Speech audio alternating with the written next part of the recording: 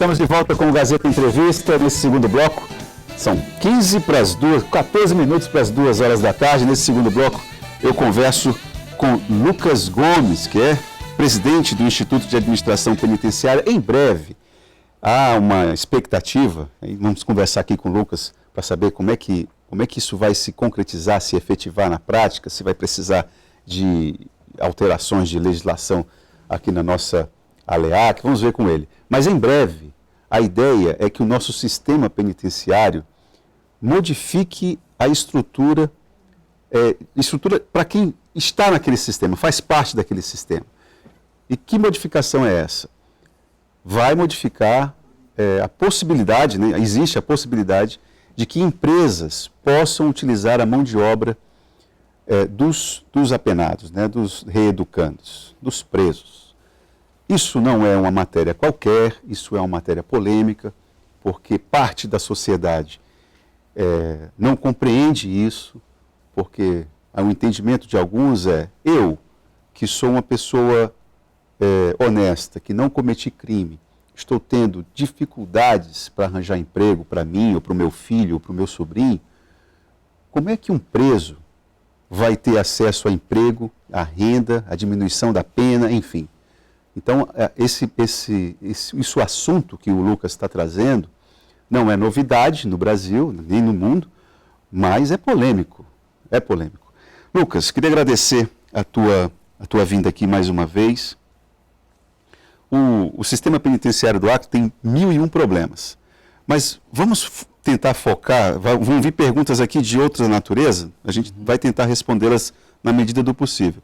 Mas vamos tentar colocar nossa conversa nesses termos relacionados a essa possível mudança que você quer implementar no sistema penitenciário do Acre. Primeiro eu queria saber, onde você foi pegar no Brasil experiências que são exitosas, são experiências positivas? Qual é a tua referência? Perfeito, então, boa tarde a todos os que estão em casa. Obrigado mais uma vez pela oportunidade. A gente tem algumas experiências no Brasil que são claros exemplos para nós. Um estado que a gente visitou, que a gente pôde conhecer a experiência de perto, é o estado de Santa Catarina. Lá a gente tem presídios onde 100% dos presos trabalham. Então, passa o dia inteiro trabalhando, à noite tem aula, né? Então passa o dia inteiro ocupado, né? E tem sua própria renda, ajuda na renda, inclusive das unidades, né? E quando saem também tem uma renda para se restabelecer, né? Se reingressar à sociedade. Então, 100%, tem unidades... 100%. Todo o sistema de Santa Catarina, 100% dos presos trabalham. A gente tem algumas unidades lá que 100% dos presos trabalham, que são unidades menores, unidades do interior. E nessas unidades, Lucas, a reincidência tem essa relação? Olha, na verdade eles invertem o número de reincidência. Se a gente tem no Brasil 70% de reincidência, ou seja, 7% dos presos... de cada 10? A cada 10, 7 presos retornam, lá é justamente o contrário. A cada 10 presos, somente 3 retornam. Então, porque esse apenado sai com uma nova perspectiva de vida, sai com uma qualificação profissional, sai também com uma renda, um pecúlio, né, com esse trabalho. Um dinheirinho, sai com dinheirinho, exatamente. Então, ele não tem só uma perspectiva profissional, mas também tem uma perspectiva econômica e consegue se restabelecer, tem um tempo ali para montar seu próprio negócio, arranjar um emprego. Porque o que acontece hoje é que o apenado sai sem nenhuma perspectiva de vida, né, sem nenhum trabalho, sem nenhuma qualificação, e acaba sendo automaticamente tragado pela organização criminosa, e é isso que a gente precisa reverter. E o que vai ser preciso fazer aqui no Acre para que essa ideia se torne concreta?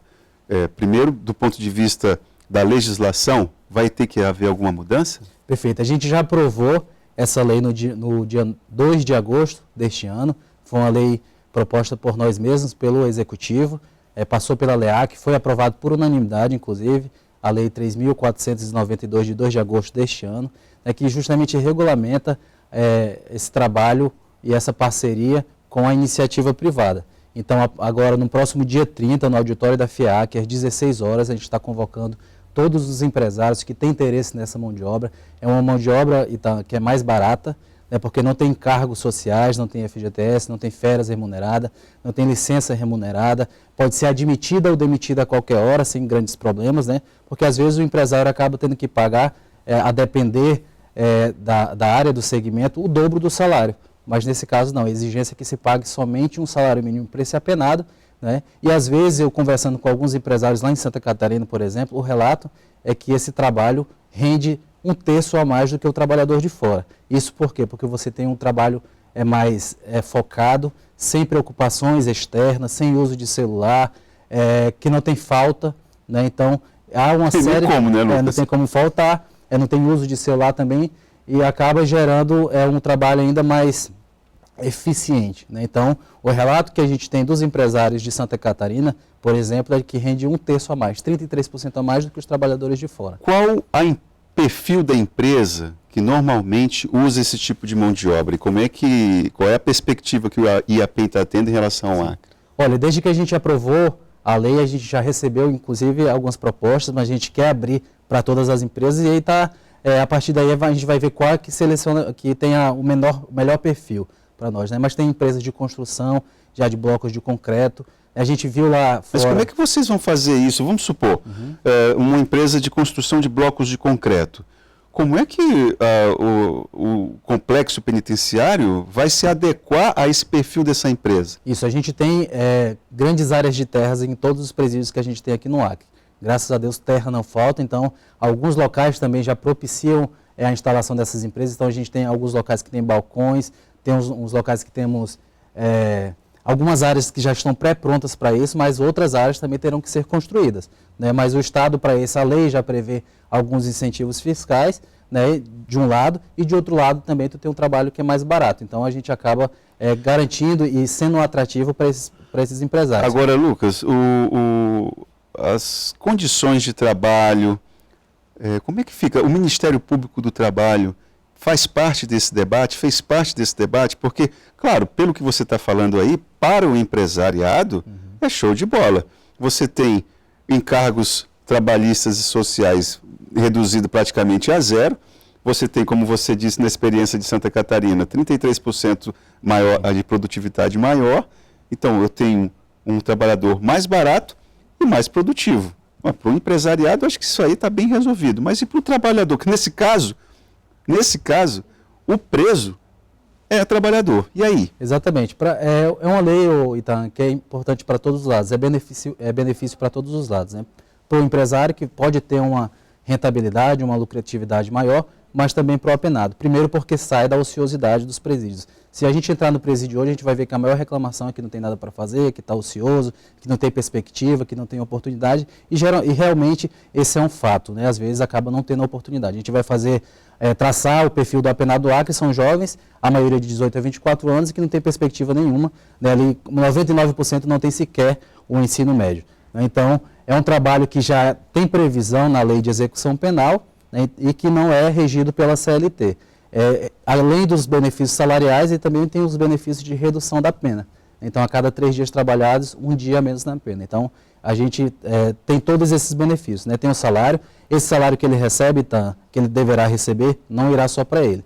25% vai para a manutenção dele lá dentro do presídio, 25% vai para a família dele, né, para ajudar a custear as despesas de casa, 25% volta para benefícios do próprio programa e 25% vai para uma conta pecúlio para quando ele sair de lá ter essa perspectiva econômica também. Agora, Lucas, essa ideia que eu coloquei inicialmente, antes da nossa conversa, é algo que o IAPEN não pode ter medo desse debate, né? Perfeito. Parte da sociedade não compreende esse movimento, não compreende essa ideia de que o preso, a justiça só lhe retirou a liberdade. Todos os outros direitos estão garantidos pela Constituição, inclusive o direito ao trabalho. Isso. Mas ponto. Boa parte das pessoas não entende isso e se considera injustiçada, porque a pessoa é desonesta, a pessoa matou, a pessoa traficou, está presa e assim ela tem um trabalho, uma renda que eu aqui fora, honestamente, não estou tendo acesso a isso tudo. E aí? A gente tem que ter primeiro em mente que o mercado de trabalho é extremamente competitivo, né? Então a gente precisa se qualificar, a gente precisa buscar os melhores espaços dentro do mercado de trabalho.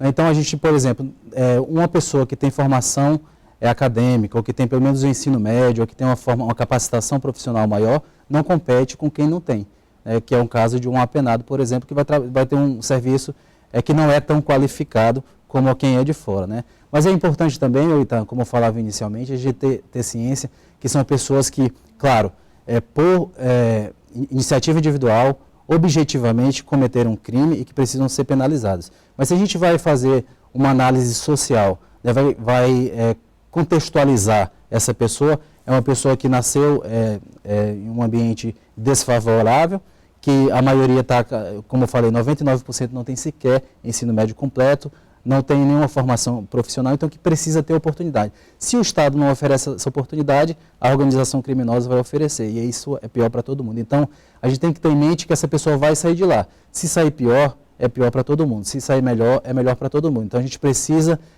dar essa oportunidade, e quem estiver fora, quem não tiver cometido nenhum delito, se profissionalizar, né? Buscar completar ensino médio, ensino profissional, ensino superior, né? Que aí o mercado acaba selecionando aqueles que são os melhores. Ainda na gestão do Tião Viana, iniciou de forma muito embrionária uma discussão que ficou restrita ali ao âmbito do próprio governo, mas é uma discussão que vale a pena, que se trata a respeito da privatização do sistema penitenciário.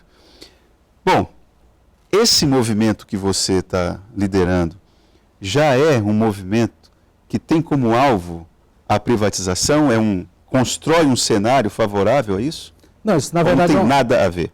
Não tem muito a ver, mas na verdade é uma parceria que a gente estabelece com as empresas se instalam lá dentro e usam a mão de obra do preso, mas somente aí. A gente tem algumas experiências, que a iniciativa privada não tem sido muito exitosa na administração dos presídios. Então a gente pode citar, por exemplo, o caso mais recente, que é o do Amazonas. Lá de Santa Catarina, por exemplo. Lá é público. É 100% público. É porque o do Amazonas é então, privatizado. Exatamente. Os últimos problemas que a gente teve em nível de Brasil foram em presídios privatizados. Aqui, por exemplo, a gente gasta em torno de R$ 1.900 por preso.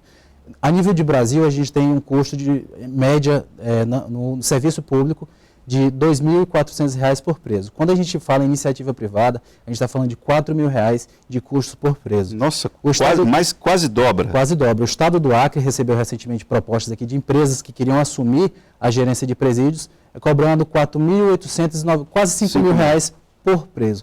Então, economicamente, financeiramente, inviável muito caro para o Estado fazer esse tipo de transição. Lucas, para finalizar nossa pergunta, como eu disse, tem outras perguntas aqui que não tem nada a ver com o que nós estávamos debatendo, mas vale a pena.